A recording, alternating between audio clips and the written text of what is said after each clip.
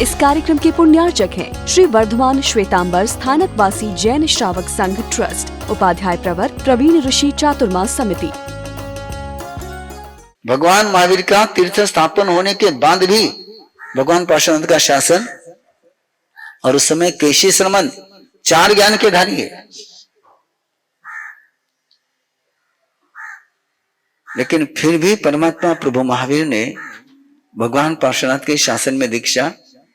उनको कोई भगवान पार्श्वनाथ से नफरत थी? कोई अनादर था मन में? नहीं, अनादर भी नहीं था, नफरत भी नहीं थी। वो भगवान पार्श्वनाथ को गलत भी नहीं कह रहे थे।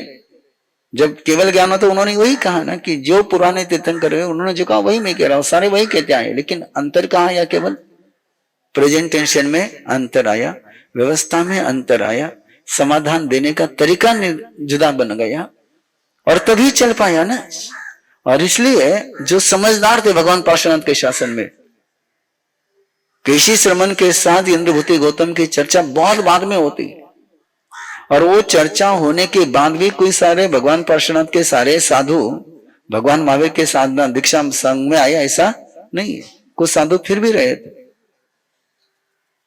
क्योंकि एक परंपरा का आग्रह छूटता नहीं है, और परंपरा का आग्रह छूटता नहीं तो सामने तीर्थंकर सर्वज्ञ विद्यमान होते हुए भी भगवान पार्श्वनाथ फरमा के गए थे, भगवान पार्श्वनाथ फरमा के गए थे कि आने वाले तीर्थंकर भगवान महावीर होंगे, ये बता कर गए थे। ये बताने के बावजूद भी जो भगवान पार्श्वनाथ की परंपरा में दीक्षित हुए थे, वो भगवान महावीर का तीर्थ स्थापन होने के बाद भगवान महावीर के शासन में आए? नहीं आए। क्यों नहीं आए? परंपरा का आग्रह, परंपरा का व्यामोह, परंपरा को लेकर के बैठने की पुरानी आदत, उस कारण से नहीं आए। ये सबसे बड़े मनुष्य के मन की जटिलता है।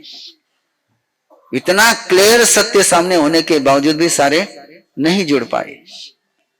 क्यों नहीं जुड़ पाए? क्यों जुड़ पाए? जो जुड़ पाए जिन्हें केवल समाधान चाहिए था, और वो नहीं जुड़ पाए जिनको केवल परंपरा चाहिए थी।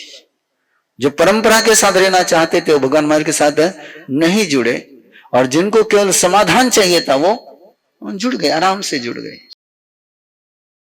ऐसा लोगस्य उज्जय गरे धम्म तीर्थ यरे, जिन्हें ऐसे जो धर्म तीर्थंकर है उनको मैं अरिहंत कहता हूं, और उनकी अरिहंत की मैं क्या करता हूं? कीर्तन करता हूं। कित्त इस्सामि धम्म तीर्थ यरे जिन्हें अरिहंते कित्त इस्सम, मैं कीर्तन करूंगा। किसको कहते हैं कीर्तन? नाम स्मरण को कीर्तन नहीं कहते। आपके लोगस्य के पाठ में सबसे पहले कोई शब्द आता है तो कौन सा आता है? कीर्तन का आता है, अरिहंते कित्तईसम। और कीर्तन की परंपरा यदि आपको देखनी हो तो महाराष्ट्र में कीर्तन की परंपरा है, वारकरी संप्रदाय में कीर्तन की परंपरा है। दूसरे कीर्तन के बल पर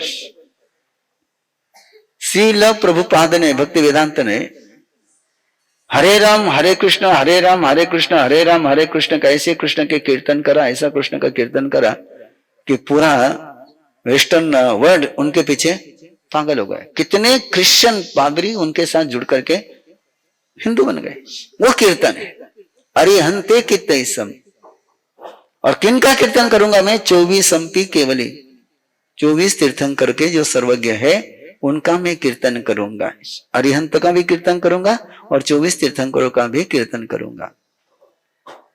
ये कीर्तन करने का मीनिंग ऐसा है कि इस तरीके से मस्ती से कीर्तन करिए अपने परमात्मा का, अपने आराध्य का, अपने गुरुदेव का। ऐसा कीर्तन करिए, ऐसा कीर्तन करिए कि अपनी कीर्तन की मस्ती देख करके दूसरा आपके आराध्य के साथ जुड़ जाए। हम लोग ऐसा कीर्तन करते हैं कि अपने भी भाग जाए। स्वामी विवेकानंद के जीवन का एक प्रसंग उनके जीवन चरित्र में मिलता है पढ़ने के लिए, कि वो एकाकी विचरण कर रहे थे, और एकाकी विचरण करते समय एक बार दोपहर के समय में एक मंदिर में गए, और मंदिर में लंबा प्रवास करके आ गए थे तो थोड़ी सी विश्राम के लिए लेटे, और दोपहर के समय में एक परम भक्त वह भगवान की भक्ति करने के लिए पहुंचा है। अब वो भक्ति करने लगा, उसका आवाज बिल्कुल गंधर्व राग का आवाज था। वो गा रहा था, इतनी गधे जैसा गा रहा था, रेक रहा था, तो कानों को सुहा नहीं रहा था। कानों को सुहा नहीं रहा था तो स्वामी विवेकानंद ने उसको कहा, तेरा आवाज सही नहीं, तो जोर से मत बोल, ढंग से बोलना हो तो बोल, नहीं तो ये आवाज तेरी बंद कर। तो उसने तर्क दिया, बोले भगवान तो भाव के भूखे, भगवान को शब्द से क्या लेना देना। बोले भगवान किसके भूखे? बोले भगवान भाव के भूखे, भगवान को कोई स्वर से लेना नहीं, शब्द से लेना देना नहीं, उनको तो क्या चाहिए, और मेरे अंदर भाव है। बोले, और स्वामी विवेकानंद को दूसरी बार कहा, भैया मुझे आराम करना है, तेरा आवाज बंद कर। बोले मैं तो भक्ति कर रहा हूं, तुमको आराम करना, दूसरी तरफ चले जाओ। स्वामी विवेकानंद डंडा साथ में रखते थे। डंडा उठाए, बोले चुप बैठता है कि डंडा मारो। अब डंडा देख करके भाव कहां चले गए उसके। उस बात को लेकर स्वामी विवेकानंद ने लिखा है कि भक्ति ऐसी होनी चाहिए कि दूसरे के मन में भक्ति की भावना जागृत हो जाए। ऐसी भक्ति नहीं होनी चाहिए कि दूसरे को लगे कि कहां परेशान हो रहा। इसको कहते कीर्तन। अरिहंते कितने समय 24 संपी केवली। आगे है 24 तीर्थंकरों के नाम। आगे क्या है? 24 तीर्थंकरों के नाम है। और 24 तीर्थंकरों के नाम के बाद एवं मये अभिथुआ विहु यर यमला पहिन जरमरना। एवं मये अभिथुआ। अभिथुआ शब्द की तरफ ध्यान देंगे। अभी यानी सन्मुख होकर के, स्तुवा यानी जिनकी मैंने स्तुति करी, जिनके सन्मुख होकर के मैंने स्तुति करी। एवं मये अभिथुआ, मेरे द्वारा जिनकी स्तुति की गई है। एवं मये अभिथुआ विहु यर यमला, वे कैसे है? रजमल से विधूत हो गए। पहिन जर मरना, वो सारे जरा मरण से मुक्त हो गए। इसके दो अर्थ है। ऊपर का अर्थ क्या है? तीर्थंकर परमात्मा, जो बाहर के तीर्थंकर परमात्मा है, उनको लेकर के है कि तीर्थंकर परमात्मा के सारा कर्मवन निकल गया, सब कुछ निकल गया, उनके जरा मरण से वो क्षय हो गए। एक अर्थ वो है, ऊपर का अर्थ वो है। दूसरा अर्थ है एवं मैं अभिथुआ, जिनकी मैंने स्तुति करी, जिनकी मैंने धारणा करी, वो जो मेरे अंदर के तीर्थंकर परमात्मा है, जो रूप में देख रहा हूं, जिनकी मैंने 24 तीर्थंकर को मेरे अंदर धारण किया है, वो तीर्थंकर परमात्मा किसी भी प्रकार के मेरे अंदर के राग द्वेष का उन पर असर नहीं होगा। और मेरे अंदर जो तीर्थंकर परमात्मा है वो कभी भी मरेंगे, उनको कभी भी बुढ़ापा नहीं आएगा। अंदर के तीर्थंकर परमात्मा का मरण होना, इसका मतलब क्या है? विस्मरण होना है। क्या होना? विस्मरण होना। जिस समय विस्मरण होता है उस समय मरण होता है। एक मरण होता है देह से, एक मरण होता है देह से, और एक मरण होता है विस्मरण से। देह से जो मरण होता है ऐश्य कर्म के कारण से। देह से जो मरण होता है किस कारण से? ऐश्य कर्म के कारण से। और हृदय से जो मरण होता है, भावों से जो मरण होता है, वो किसके कारण से होता है? चेला भूल जाए गुरु को, भक्त भूल जाए भगवान को, बेटा भूल जाए माँ बाप को। वो विस्मरण शब्द भी कैसा है? विस्मरण, जिसका याद चले गई वो जिंदा रहते हुए भी मर गए, मरने के बाद भी मर गए। और जिनकी याद मरती नहीं है वो क्या है? वो जिंदा है। तो जिस समय विस्मरण होता है अपने परमात्मा का, जिस समय विस्मरण होता है, जैनियों को अपने परमात्मा का विस्मरण होता है कि नहीं होता है? दूसरों की बात नहीं करूंगा तुम्हारे सामने, आपको पूछ रहा हूं। आपको नहीं होता होगा, मैं जैनी को पूछ रहा हूं।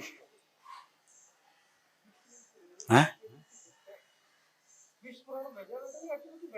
बराबर उन्हें पूछो मैं थाने थे, वो बोलो मनु तो पूछो मैं थाने, है ना?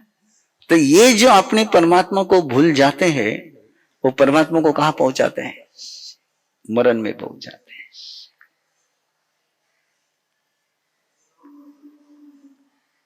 काल किसी को मारता नहीं है, समय किसी को मारता नहीं। मारता कौन है? अपना विस्मरण मारता है। जब तक अपने स्मरण में वो जिंदा है तब तक वो जिंदा है। जिस दिन अपने स्मृति से चले गए उस दिन वो, ये उसका मीनिंग है पही नजर मरना। 24 संपी जिनवरा तिथयरा में पश्यन्तु। और जिनका मुझे विस्मरण नहीं होता है उन्हें तीर्थंकर की प्रसन्नता का एहसास हो पाता है। और जिनका विस्मरण हो गया, विस्मरण हो गया इसका मतलब क्या, उनकी तरफ से आने वाली ऊर्जा का सारा रास्ता, आने का रास्ता बंद हो गया। और स्मरण है तो उनकी ऊर्जा आने का रास्ता खुला हुआ है। कल ही भक्तामर का अपना स्तोत्र का पूरा हो गया महाराज।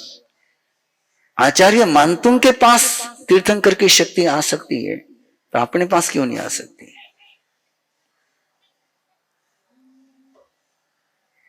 तीर्थंकर परमात्मा की ओर से कोई कंडीशन लगी हुई है कि मैं आचार्य मानतुम के पास ही मेरी शक्ति जाएंगे और किसी के पास नहीं जाएगी?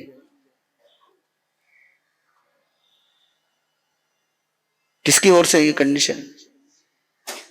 ये अपनी सिचुएशन है, ये अपनी सिचुएशन है कि हमने वो अपने माइंड को ये सब बैठा के रखा। सबसे बड़ा गुनाह हमने किया, सबसे बड़ा गुनाह किया, सबसे बड़ा गुनाह किया है कि हमने एक धारणा बना ली है कि तीर्थंकर परमात्मा मोक्ष में पधार गए हैं, वो अपने कोई काम के रहे नहीं, वो कोई आकर के अपना काम करने वाले नहीं। सबसे बड़ी गलत धारणा इसी दिमाग में ठुस ठुस करके बैठी जैनियों के